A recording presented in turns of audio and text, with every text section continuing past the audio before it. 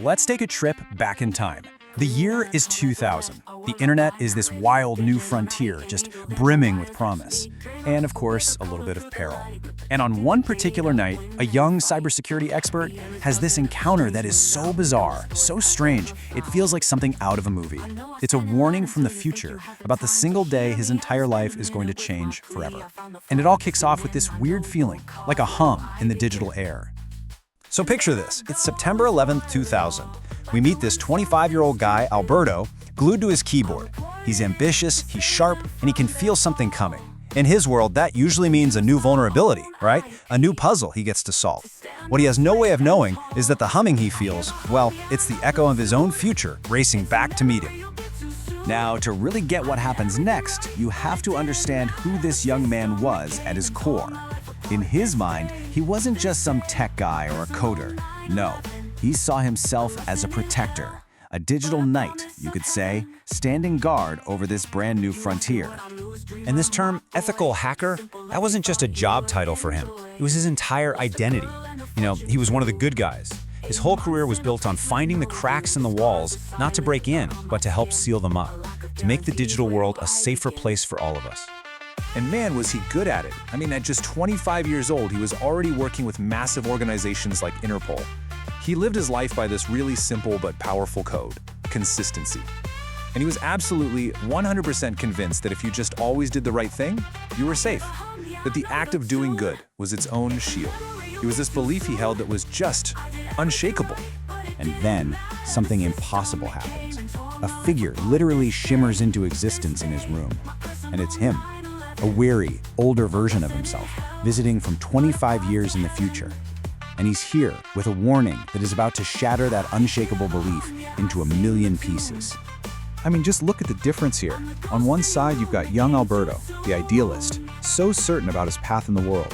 And on the other, the man he becomes, the survivor.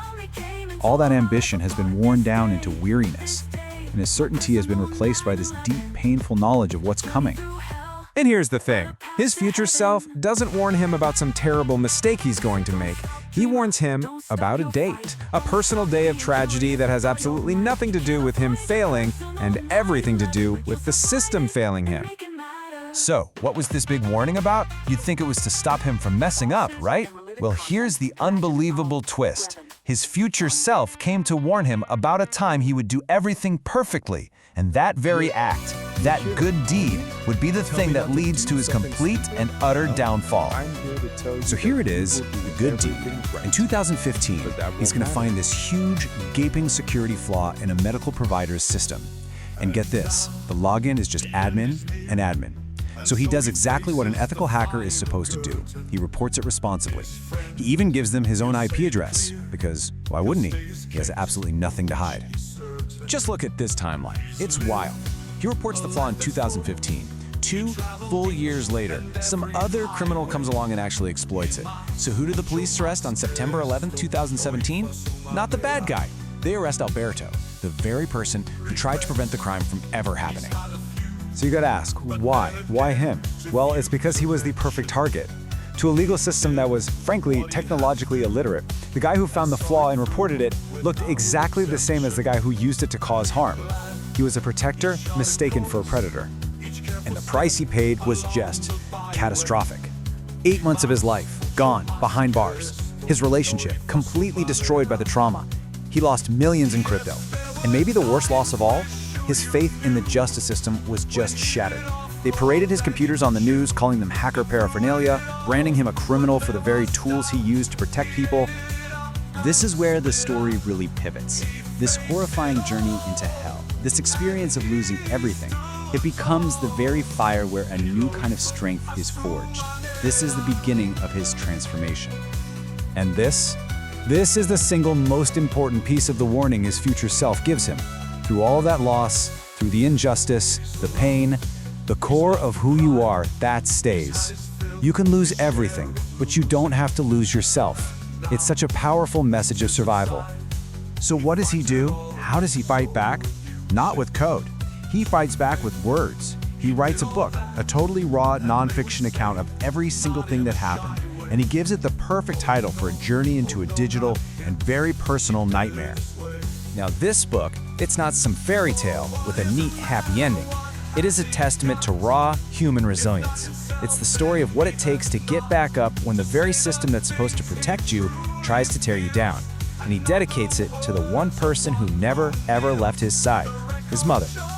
And that brings us to the final chapter of his story, at least for now. This part isn't about getting his old life back. That life is gone. This is about building something totally new from the ashes. It's about forging a brand new purpose. His new mission is really threefold. First, write the truth. Get it all down. Document the injustice so everyone can see it. Second, become a voice for others. Use his story to be an emblematic protagonist for digital justice. And third, and this is so important, create a new life by always, always fighting forward, never looking back. And this is the final, powerful piece of wisdom that came from the future. Some disasters in life, you just can't avoid them. The real test isn't whether you can dodge the bullet. It's whether you can survive getting hit and then find a way to turn that wound, that experience, into something that truly matters. And that really leaves us with this question, doesn't it? Alberto's story is this